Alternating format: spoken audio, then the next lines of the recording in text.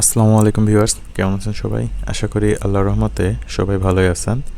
সপ্তম গণবিজ্ঞপ্তিতে আপনাদের আবেদনের প্রকৃত সংখ্যা জানালো এনটিআরসিএ।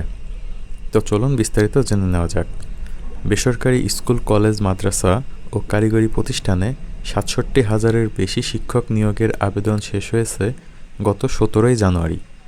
এর গণবিজ্ঞপ্তিতে কত প্রার্থী আবেদন করেছেন তা নিয়ে ধোঁয়াশা তৈরি হয়েছে। একাধিক গণমাধ্যমে বিষয়টি নিয়ে বিভ্রান্তিকর তথ্য প্রচার হওয়ায় প্রার্থীদের মধ্যে বিভ্রান্ত তৈরি হয়েছে।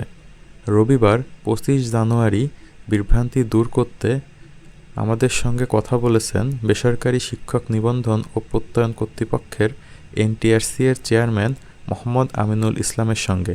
তিনি জানিয়েছেন, সব মিলিয়ে সপ্তম বিশেষ গণবিজ্ঞপ্তিতে ১৮,০০০-এর বেশি প্রার্থী আবেদন করেছে।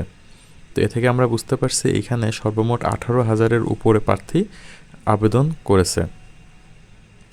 এনটিআরসি-এর চেয়ারম্যান আরও বলেন, সপ্তম বিশেষ গণবিজ্ঞপ্তিতে ১৮,৩৯৯ জন আবেদন করেছেন।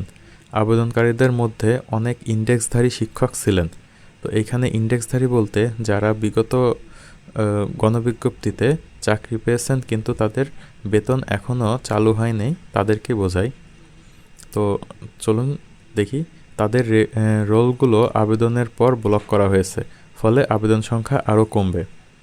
মোহাম্মদ আমিনুল ইসলাম আরও বলেন, বিজ্ঞপ্তিতে উল্লেখ করার পরও ইন্ডেক্সধারী শিক্ষকদের আবেদনের বিষয়টি দুঃখজনক।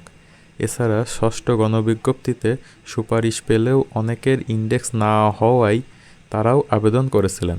পরবর্তীতে আমাদের অনুরোধে অধিদপ্তর তাদেরও এমপিভুক্ত করেছে, ফলে তাদেরও ইন্ডেক্স হয়েছে। সব মিলিয়ে প্রায় ২,০০০ প্রার্থীর রোল ব্লক করা হয়েছে, ফলে প্রকৃত আবেদন সংখ্যা ১৬,০০০-এর বেশি হবে। গত ১০ জানুয়ারি থেকে সপ্তম বিশেষ গণবিজ্ঞপ্তিতে আবেদন শুরু হয়। ৩ ধরনের প্রতিষ্ঠানে শিক্ষক নিয়োগ সংক্রান্ত আবেদন চলেছে ১৭ জানুয়ারি পর্যন্ত, আর আবেদন ফি জমা দেওয়া গেছে ১৮ জানুয়ারি পর্যন্ত। সপ্তম বিশেষ গণবিজ্ঞপ্তির তথ্য অনুসারে এ নিয়োগ বিজ্ঞপ্তিতে মোট পদ সংখ্যা ৬৭,২০৮।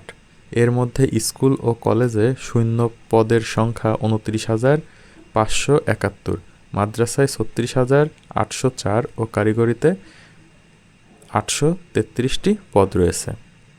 তো আপনারা বুঝতে পারছেন, সপ্তম গণবিজ্ঞপ্তিতে ১৮,৩৯৯ জন আবেদন করার পরেও কিছু ইন্ডেক্সধারী শিক্ষক থাকার কারণে তাদের বাদ দিয়ে মোটামুটি ১৬,০০০ প্লাস আবেদন আছে। তো আশা করি আপনারা বুঝতে পারছেন। ধন্যবাদ ভিডিওটি সম্পূর্ণ দেখার জন্য। আর ভিডিওটি ভালো লাগলে অবশ্যই আমাদের চ্যানেলটি সাবস্ক্রাইব করবেন। আসসালামু আলাইকুম।